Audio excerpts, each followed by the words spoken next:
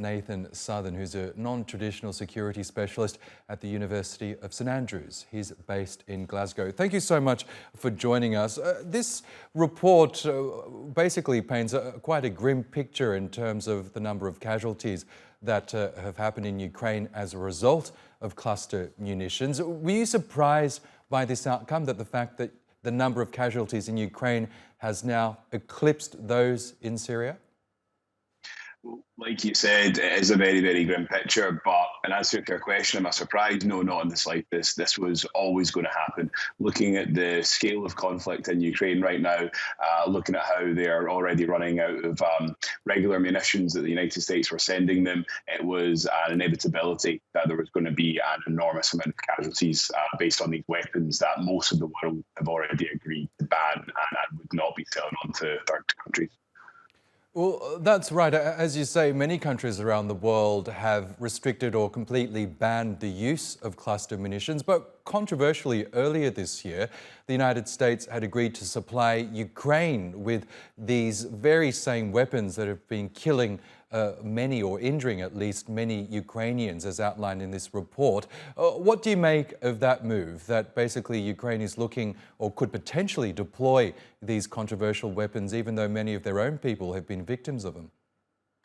I think it's incredibly disappointing, and it's especially so when it's the United States that are the ones that are sending these weapons to Ukraine. Like, again, one of the very few countries in the world not to sign up to the cluster munitions ban, which also includes Russia and Ukraine as well.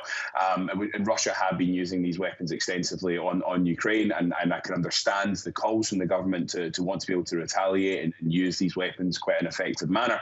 But when the US has been responsible for tens of thousands of deaths around the world, especially in places like Southeast Asia over the last few decades, because of cluster munitions, it's incredibly disappointing to see them making the same exact mistakes as they did do in the 60s, 70s, 80s, and now we're here again.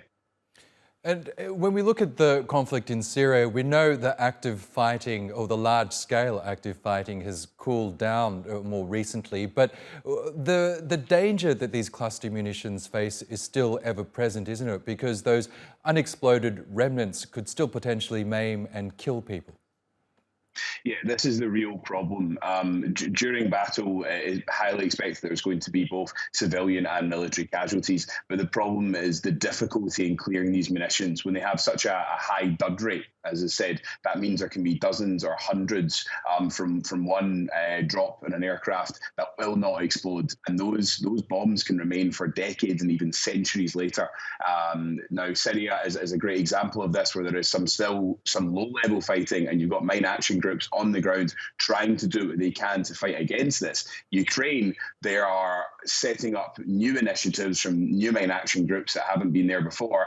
And while they're trying to deal with the already enormous amount of munitions and landmines that are on the ground, they're now getting told by the very people that are funding them that there will be hundreds of thousands more for them to deal with in the coming decades and possibly even centuries.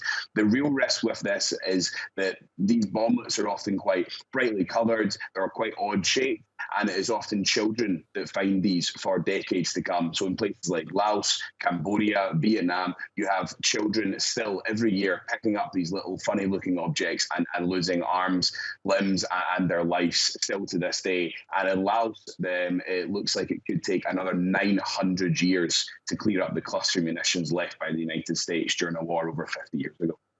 Now, when the US justified its decision to supply Ukraine with cluster munitions, officials in Washington said that they were simply looking to level the playing field, given that they say Russians had been using the weapons against Ukrainians. But they also said that they would work to minimize the harm caused to civilians from these munitions. Is that even possible? How do you do that?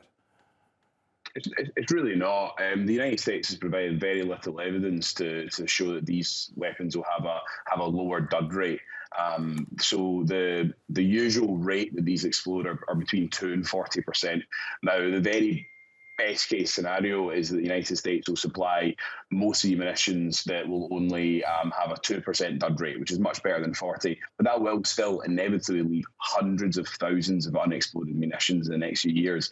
And the United States are are one of the leading countries in the world that fund mine action and the removal of unexploded ordnance across the globe. But if they are also the ones providing the most deadly and destructive weapons to these countries, it just seems like a chicken and egg situation here, and there's just inevitably going to be untold destruction and misery, not only during the war, but for decades to come.